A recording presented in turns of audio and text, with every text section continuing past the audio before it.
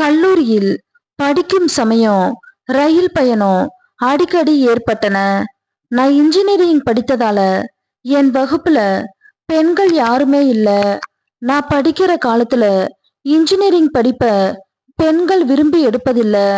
அதனால பாலைவனம் பயணம் போல எங்கள் நாட்கள் அமைஞ்சுது. நான் படிச்சது தனியார் பல்கலைக்கழகம்.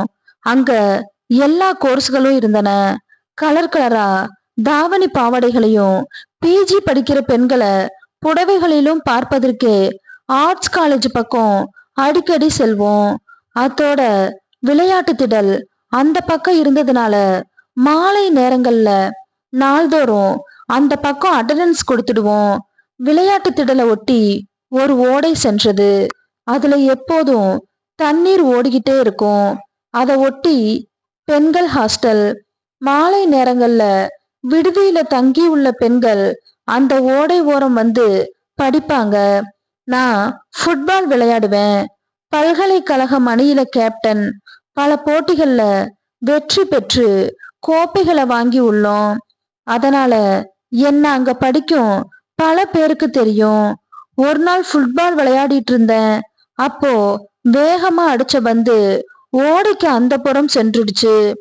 ஓடை அருகே சென்று ஓடைக்கு மறுபுறம் படிச்சுட்டு இருந்த ஒரு பெண்ணிடம் பந்த எடுத்து போட சொன்னேன். முடியாதுன்னு தலையாட்டனா. ரொம்ப கொழுப்பு பிடிச்சவ போலன்னு நினைச்சுக்கிட்டு ஓடையில தண்ணி இருக்குங்க, நான் அந்த பக்கம் வர முடியாது, பந்த கொஞ்சம் எடுத்து போடுங்கன்னு சொன்னேன். இறங்கி வந்து எடுத்துட்டு போங்க. அவளை மனசுக்குள்ளே திட்டிக்கிட்டு ஓடைக்குள்ள இறங்கினேன். ஆழமா இருந்துச்சு. நீந்திதான் சென்றோம். அவளிடம் சென்றேன். ஏங்க, பந்தை எடுத்து போட்டா குறைஞ்சா போயிடுவீங்க? கோபத்தோட கேட்டேன். அவ பதில் பேசாம ஈரபலியன் ஒட்டி இருந்த தொடைகள்ல ஒட்டி இருந்த கால் சட்டையும் பார்த்துட்டு இருந்தா. கீழே குனிஞ்சு பார்த்து சிரிச்சா. அவ நல்ல அழகி. கேஆர் விஜயா சிரிப்பது போல அழகா சிரிச்சா. அவ சேலை கட்டி இருந்தா. பல படங்கள்ல சினிமா நடிகைகள் சேலைய கட்டுவது போல அது மாதிரி அவ உடுத்தி இருந்தா. கண்ணா, கோச்சுக்காதீங்க, நான் உங்க ஃபேன். உங்களை கிட்ட பார்க்கணும்னு தான் வர சொன்னேன். சாரின்னு மீண்டும் அந்த சிரிப்பை வெளிப்படுத்தினா. என் கோபம் இருந்த இடம் தெரியாம மறைஞ்சு போச்சு.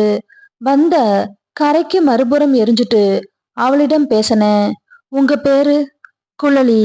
இது என்னங்க புது பேரா இருக்கு? ஆனா நல்ல தமிழ் பேருங்க. நன்றி. என்ன வாங்க போங்கன்னு கூப்பிடாம பேர் சொல்லி கூப்பிடலாமே. சரி, எந்த ஊரு? ஊர் பேரை சொன்னா. அட, நம்ம ஊர் பக்கம். என்ன படிக்கிற? Third year chemistry. சரி, வரேன்னு அவளிடம் விடை பெற்று சென்றுட்டேன். பாலைவனம் சோலைவனமா அன்று முதல் மாறிடுச்சு. தினமும் அவளை பார்ப்பேன். அவளை பார்ப்பதற்குன்னு காலை மாலை பெண்கள் ஹாஸ்டல் பக்கம் செல்ல ஆரம்பிச்சிட்டேன். லைப்ரரியும் எங்க சந்திப்புக்கு உதவுச்சு. வெறும் ஹலோவோடு தான் எங்க சந்திப்பு இருந்தது. ஒரு பேராசிரியர் ஒரு பெண்ணை தன் அறையில வச்சு திட்டியத ஒரு பையன் பார்க்க அது கலவரமாகி ஸ்ட்ரைக் வர முடிஞ்சுது. 10 நாட்களாகியும் ஸ்ட்ரைக்கு முடிவுக்கு வரல. அதனால கல்லூரி காலவரை இல்லாம மூடப்பட்டுச்சு. ஹாஸ்டல்ல இருந்தவங்களையும் வெளியேற சொல்லிட்டாங்க. ஊர் செல்வதற்காக நடு இரவுல அங்க வரும் ரயிலுக்காக காத்துட்டு இருந்தேன். அதே நேரம் குழலியும் வந்தா. ரயில் வந்தது. கூட்டம் அதிகமா இருந்ததால அன்ரிசர்வர் கம்பார்ட்மெண்ட்ல ஏற முடியல. வண்டி புறப்பட ஆரம்பிச்சது. குழலியும் இழுத்துக்கிட்டு ஒரு ரிசர்வ்டு கம்பார்ட்மெண்ட்ல ஏறிட்டோம். டிக்கெட் பரிசோதகரிடம் கெஞ்சியதால அவர் படுத்திருந்த பெட்டை எங்களுக்கு ஒதுக்கிட்டு வேறு ஒரு பெட்டிக்கு போயிட்டாரு. ஒரு பெட்டியில இருவருமே அமர்ந்தோம். அந்த பெட்டியில இருந்தவங்க அனைவரும் நல்ல உறக்கத்துல இருந்தாங்க. நான் ஒரு ஓரமா உட்காந்துக்கிட்டு அவளை படுக்க சொன்னேன். காலை மடிக்கி ஒரு கணிச்சு படுத்தா. பக்கத்துல அழகான ஒரு பெண். ஆனாலும் கட்டுப்படுத்திட்டு இருந்தேன். அவ உறங்க ஆரம்பிச்சா. தூக்க கலக்கத்துல அவ கையை எடுத்து என் மேல போட்டா. அவ வேணும்னே செய்யறான்னு புரிஞ்சுக்கிட்டேன்.